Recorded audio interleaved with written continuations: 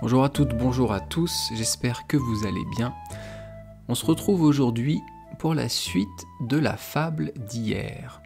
Mais avant tout, je vous souhaite la bienvenue dans le français c'est facile avec Adrien. Hier, on a commencé une nouvelle fable de La Fontaine qui s'appelle Les deux coqs. On s'est arrêté à la ligne 18. Je vais vous faire un petit résumé de ce qu'il s'est passé et après, on continuera donc avec la ligne 19. En gros, pendant les 18 premières lignes, on apprend que deux coqs dans une basse-cour, deux coqs se sont battus pour avoir les poules. Deux coqs se sont battus afin d'obtenir une récompense qui était les poules, la gloire. Un des deux coqs a gagné, il a donc obtenu la gloire et les femmes, les poules, et l'autre coq qui a perdu est parti se cacher et pleurer. Mais en voyant l'autre coq avec toutes les poules, eh bien ça a augmenté sa rage, ça a augmenté sa haine et son courage. Et donc, le coq qui a perdu se prépare à prendre sa revanche, se prépare à de nouveau combattre l'autre coq. Et donc, on en est resté là. On reprend donc à la ligne 19. Il n'en eut pas besoin. Son vainqueur sur les toits, il, c'est ici le coq qui a perdu. Il n'en eut pas besoin. Eu, c'est le passé simple du verbe avoir. De quoi le coq n'a pas eu besoin ? Eh bien, de se préparer. Il s'est entraîné, il avait la haine, du courage, la rage. Il n'a pas eu besoin de tout ça. Mais pourquoi ? Eh bien, on va le voir tout de suite. Donc, la suite de la ligne 19, c'est son vainqueur sur les toits. Le vainqueur, c'est l'autre coq, celui qui a gagné. Eh bien, le vainqueur, il va sur le toit. Je pense que c'est le toit du poulailler, donc le toit de sa maison, le toit de l'endroit où vivent les poules, où pondent les poules. Ligne 20, s'alla percher et chanter sa victoire. Donc le coq vainqueur, le coq gagnant, va sur le toit du poulailler. S'alla percher, c'est le passé simple du verbe aller. Et se percher, c'est se mettre en hauteur. On dit ça surtout pour les animaux. Donc le coq, tout fier de lui, monte sur le toit et chante sa victoire. Et fait le cri du coq pour montrer qu'il a gagné. Pour montrer aux poules et montrer à l'autre coq que c'est lui le plus fort. Ligne 21, un vautour entendit sa voix. Un vautour, c'est un très grand oiseau. Si vous connaissez Lucky Luke, eh bien, dans Lucky Luke, dans la BD Lucky Luke, il y a souvent des vautours qui tournent dans le ciel pour manger les animaux ou les humains morts dans le désert. Un vautour, ça fait ce bruit-là. Et donc le vautour, il entend le coq chanter. Le vautour qui est dans le ciel, il entend un petit coq qui est en train de chanter. Vous imaginez bien ce qu'il va se passer. Ligne 22, adieu les amours et la gloire. Ici, c'est le coq qui a gagné qui dit adieu, enfin, ce n'est pas lui qui dit adieu, mais l'auteur nous fait comprendre que le coq qui a gagné va perdre ses poules, va perdre la gloire, parce qu'il va se faire manger par le vautour. Et ça, c'est la ligne 23. Tout cet orgueil périt sous l'ongle du vautour. L'orgueil, c'est un concept... comment je vais vous expliquer ça? Quelqu'un d'orgueilleux, c'est quelqu'un qui se croit au-dessus des autres. Et donc le coq qui a gagné se croit supérieur, se croit meilleur, justement, parce qu'il a gagné contre l'autre coq. Mais ici, il va mourir à cause du vautour. Le vautour, ayant entendu le coq chanter, il va en faire son repas. Il va en faire sa proie. Ligne 24. Enfin, par un fatal retour, enfin, c'est un mot qu'on utilise près de la fin de quelque chose. Donc le coq qui avait gagné et qui s'est fait tuer par le vautour, eh bien, il va donc laisser la place, puisqu'il est mort, au coq perdant. Le retour, ça va être le retour du coq qui avait perdu. Ligne 25. Son rival autour de la poule. Rival, on en a parlé tout à l'heure. Les deux coqs étaient des rivaux. L'un était le rival de l'autre. Et donc le coq gagnant étant mort, eh bien l'autre coq peut revenir près des poules, et ligne 26, s'en revint faire le coquet. Alors, s'en revint, revint c'est le passé simple de revenir. Donc c'est ce que je vous disais, le coq qui avait perdu revient près des poules pour séduire les poules, pour les draguer. Faire le coquet, en fait ici c'est un jeu de mots. La Fontaine a utilisé le mot coq et il a rajouté UET. Faire le coquet, ça veut donc dire faire le dragueur, pour séduire, pour reconquérir les poules. Ligne 27. Je laisse à penser quel caquet. Le caquet, c'est le bruit de que font les poules. Ce sont des bruits d'animaux, mais ici La Fontaine compare ça à des paroles, à des discussions, à des bavardages, comme si c'était des femmes qui parlaient. Donc les poules caquettent, les poules parlent beaucoup. Pourquoi ? Parce que ligne 28, car il eut des femmes en foule. Le coq qui avait perdu revient, il fait le malin, il fait le dragueur, il séduit les femmes, il séduit les poules, et il va en avoir plein. La ligne 28 qu'on vient de voir, car il eut des femmes en foule, eu c'est le passé simple d'avoir, et en foule ça veut dire beaucoup.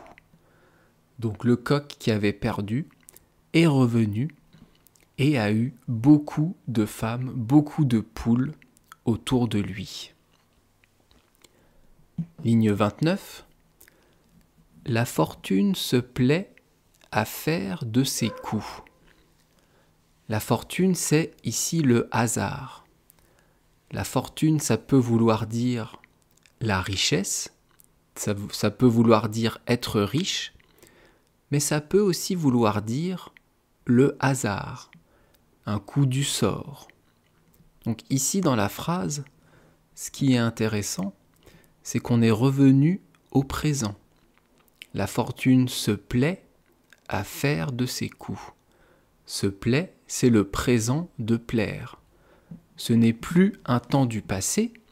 Donc là, l'histoire avec les coqs est finie. On est revenu dans le présent et donc dans les généralités. Ligne 30. Tout vainqueur insolent à sa perte travaille. Le vainqueur, c'est celui qui a gagné. Et insolent, c'est quelqu'un qui va s'opposer à des personnes qui lui sont supérieures.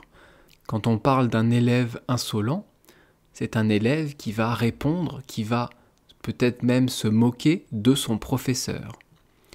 Donc ici, dans la phrase « Tout vainqueur insolent à sa perte travaille », en fait, c'est que le vainqueur qui a voulu chanter sur les toits, le coq qui a gagné et qui a voulu montrer qu'il avait gagné, eh bien, il a participé à sa mort.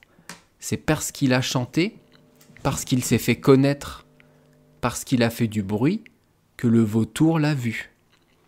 Donc, quand on gagne et qu'on est insolent, quand on gagne quelque chose et qu'on va le montrer, qu'on va l'exhiber aux autres, eh bien, ça, ce n'est jamais bon. Quelqu'un d'insolent, c'est quelqu'un qui est arrogant. Ligne 31, avant-dernière ligne. Défions-nous du sort et prenons garde à nous.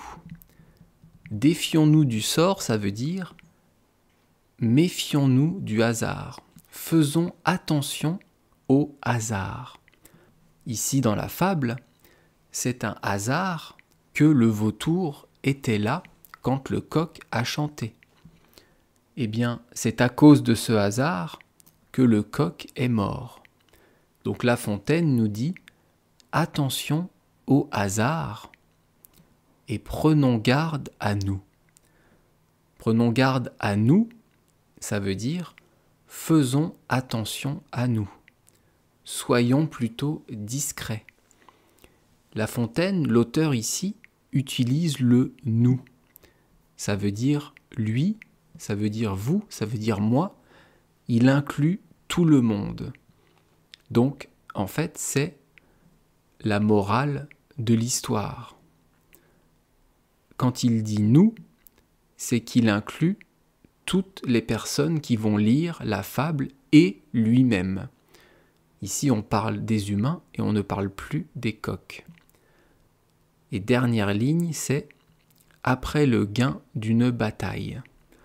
Je vous lis les deux dernières lignes puisqu'elles vont ensemble. « Défions-nous du sort et prenons garde à nous après le gain d'une bataille ». Le gain, c'est le fait d'avoir gagné. Donc La Fontaine nous dit « Faisons attention à nous après avoir gagné quelque chose ». En gros, la morale ici, il y en a deux. La première morale qui est explicite, explicite ça veut dire qui est claire, qui est dite, qui est marquée dans la fable. Eh bien c'est le hasard en fait ce qu'il veut. Un coup du hasard peut tout changer. Le hasard a placé le vautour au-dessus du coq, mais si le vautour n'avait pas été là, le coq gagnant serait toujours en vie. Malgré le fait que le coq ait gagné la bataille, eh bien il est quand même mort à cause du vautour, mais à cause du hasard surtout. Donc ça, c'est la morale explicite. Et il y a une morale implicite. Implicite, ça veut dire que nous devons deviner nous-mêmes. C'est une morale qui n'est pas écrite, mais qu'on peut deviner si on comprend bien la fable. Il faut, pour comprendre la morale implicite, remettre la fable dans son contexte. La Fontaine, qui écrit ses fables, les adresse aux enfants, mais surtout aux adultes.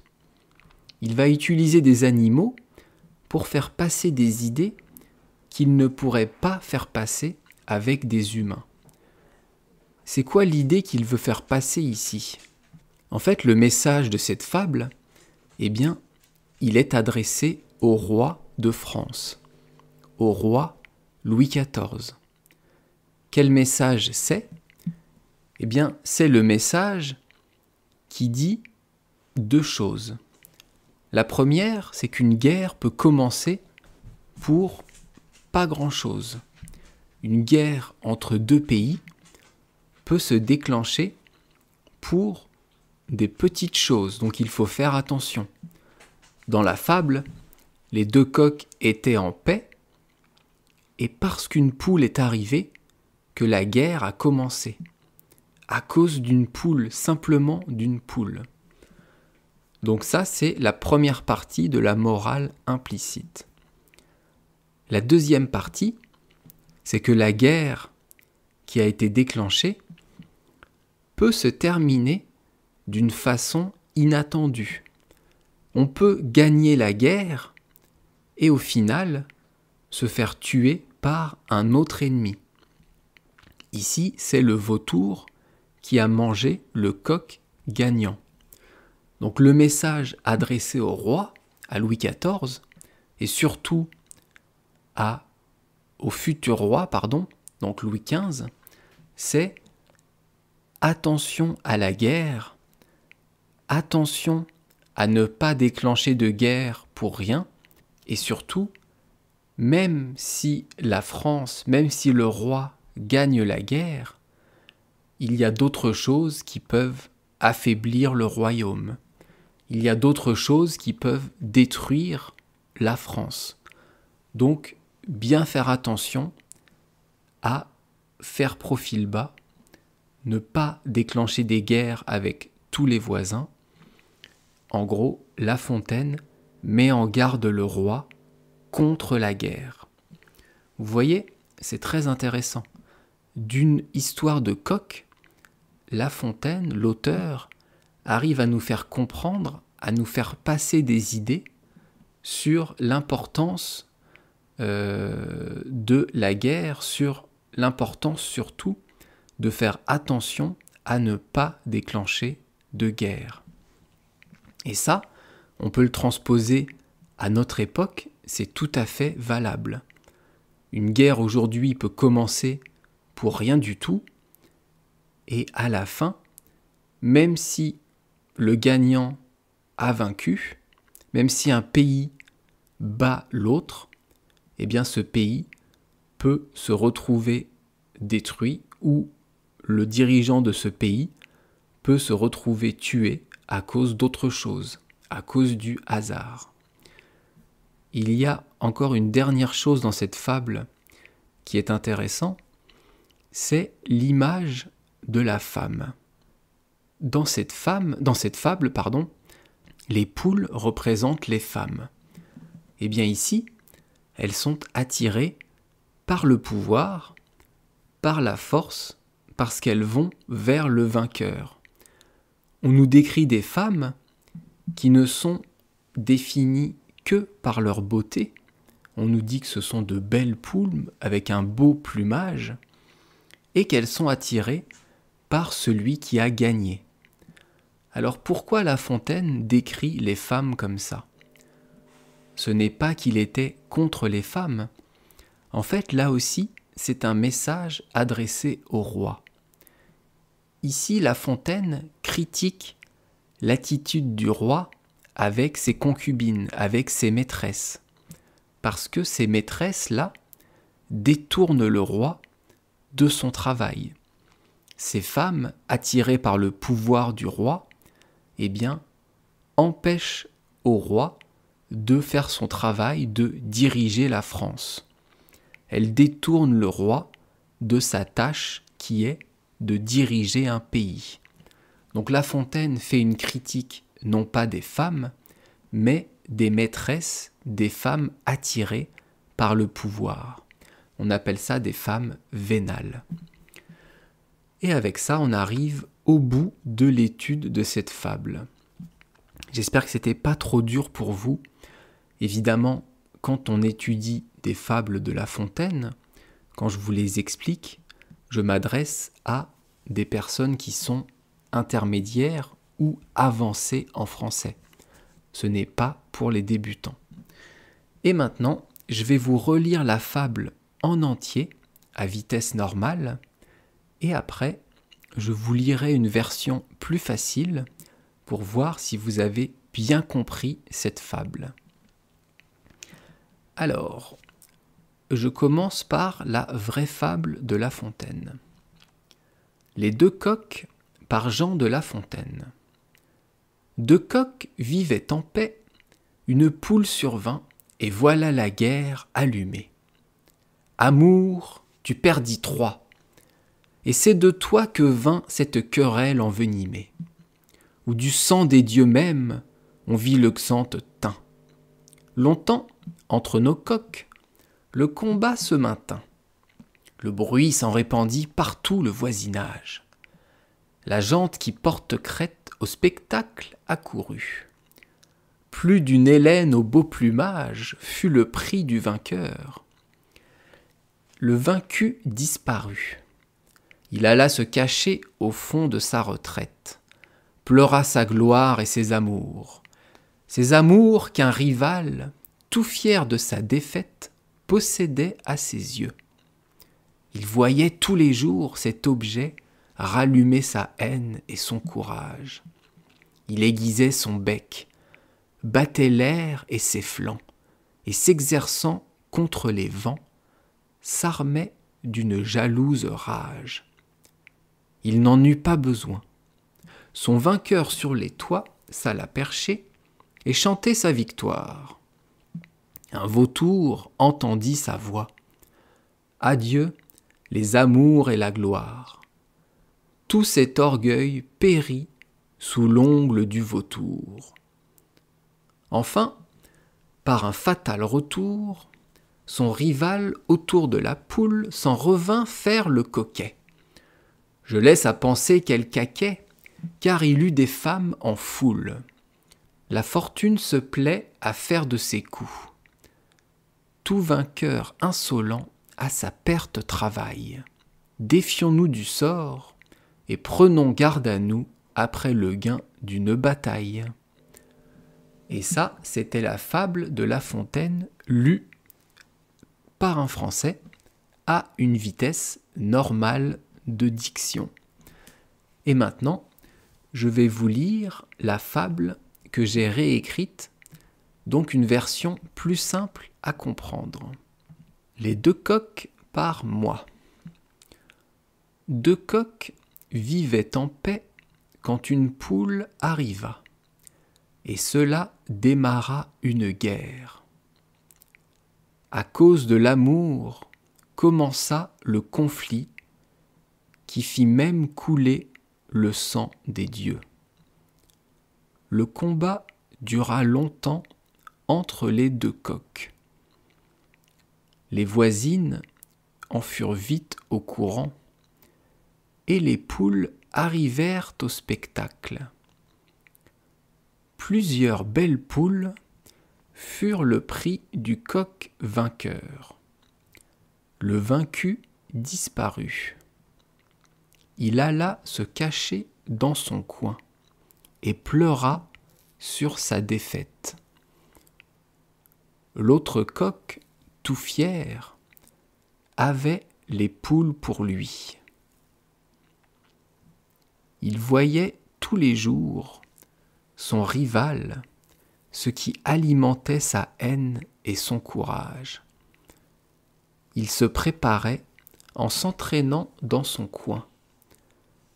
Sa rage augmentait, mais il n'en eut pas besoin.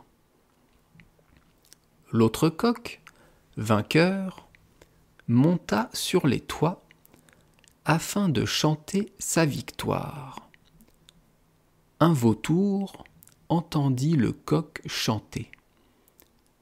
Adieu, amour et gloire. Le coq, vainqueur du combat, fut tué par le vautour.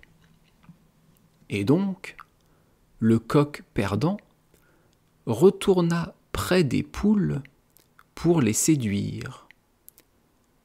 Imaginez quel dragueur il fut, car il eut plein de femmes. Le hasard, parfois, nous joue des tours. D'être arrogant, ça n'est jamais bon. Méfions-nous du hasard et faisons attention à nous après avoir gagné une bataille. Et voilà, après ces 2 podcasts, on arrive à la fin de cette étude. J'espère que ça vous a intéressé, j'espère que vous avez apprécié. Vous pouvez me laisser un petit commentaire sur YouTube, sur votre application de podcast, sur mon mail, sur ce que vous voulez. Ça fait toujours plaisir. Et je vous dis donc à demain. Et demain, on étudiera donc une nouvelle expression française et qui sera, je ne sais plus. Ah oui, muet comme une carpe. Donc demain, nouvelle expression, muet comme une carpe. Merci beaucoup de m'avoir écouté et à bientôt. Bye bye, hasta luego. Matane.